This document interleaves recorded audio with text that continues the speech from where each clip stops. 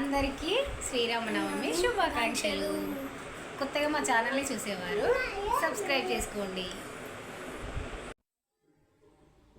పూర్ణం బూరెలు చేస్తున్నాను. ఈరోజు మిక్సీ జార్లో వన్ డే ముందు నానబెట్టుకున్న మినపప్పు బియ్యాన్ని వేసుకోవాలి.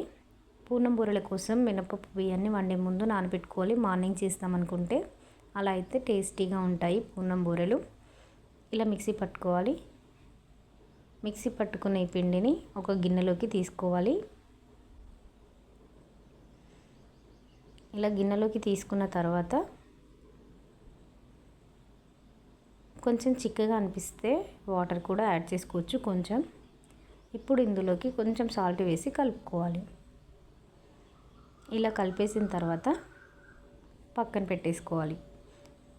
గంట పాటు నానబెట్టుకున్న శనగపప్పును కుక్కర్లో వేసుకొని పప్పు మునిగే వరకు వాటర్ని వేసుకొని విజిల్ పెట్టి గ్యాస్పై పెట్టుకోవాలి. 5 విజిల్స్ వచ్చే వరకు ఉంచుకోవాలి. 5 విజిల్స్ వచ్చిన తర్వాత కుక్కర్ మూత తీస్తే మనకు పప్పు ఇలా ఉడికిపోతుంది. ఇప్పుడు ఈ పప్పుని మిక్సీ జార్లో వేసుకోవాలి. చల్లారిన తర్వాత ఇలా మిక్సీ జార్లో వేసుకున్న తర్వాత అలాగే బెల్లంని కూడా తురిమి రెడీగా పెట్టుకోవాలి. ఈ బెల్లాన్ని కూడా మిక్సీ జార్లో వేసుకొని మిక్సీ పట్టుకోవాలి. మిక్సీ పట్టిన తర్వాత మనకు ఇలా రెడీ అవుతుంది. కొంచెం లూజ్ అవుతుంది. ఇది గట్టి పడడానికి గ్యాస్ పైన ప్యాన్ పెట్టి వేడెక్కిన తర్వాత కొంచెం నెయ్యి వేసి పప్పును వేసి కొద్దిసేపు గట్టి పడే వరకు ఫ్రై చేసుకోవాలి.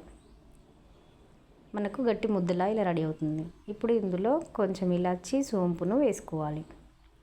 వీటిని కలిపేసి పక్కన పెట్టుకోవాలి. బాండి పెట్టి ఆయిల్ వేసి వేడి చేసుకోవాలి. పప్పుని మనము బాల్లలాగా చేసుకోవాలి మంచిగా రౌండ్గా. ఇలా పప్పుని ముద్దల్లాగా చేసుకోవాలి. ఎంత సైజు కావాలంటే మనకు అంత సైజులో చేసి రెడీగా పెట్టుకోవాలి. కావాలంటే పప్పు మిగిలితే ఫ్రిడ్జ్లో పెట్టుకొని నెక్స్ట్ డే కూడా చేసుకోవచ్చు.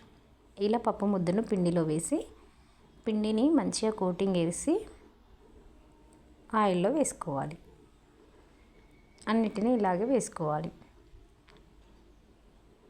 మనకు మంచి కలర్ వచ్చే వరకు ఫ్రై చేసుకోవాలి పూర్ణం బూరెలని.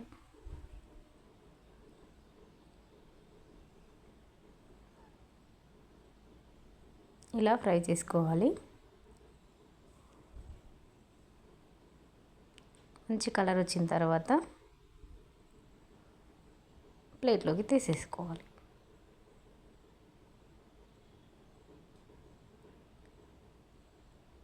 మిగతా వాటిని కూడా ఇలాగే వేసుకోవాలి. ఇలా చేసి ఆయిల్లో వేసేసుకోవాలి. విడిగా వేసుకోవాలి. దగ్గర వేసుకుంటే అతుక్కుపోయి మనకు పూర్ణం బయటకు వచ్చేస్తుంది. ఇలా విడివిడిగా వేసుకుంటే చాలా బాగా వస్తాయి పూర్ణం బూరెలు.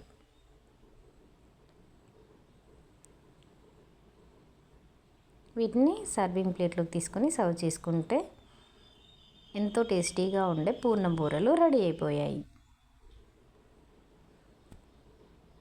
చాలా టేస్టీగా ఉంటాయి. Thank you for watching.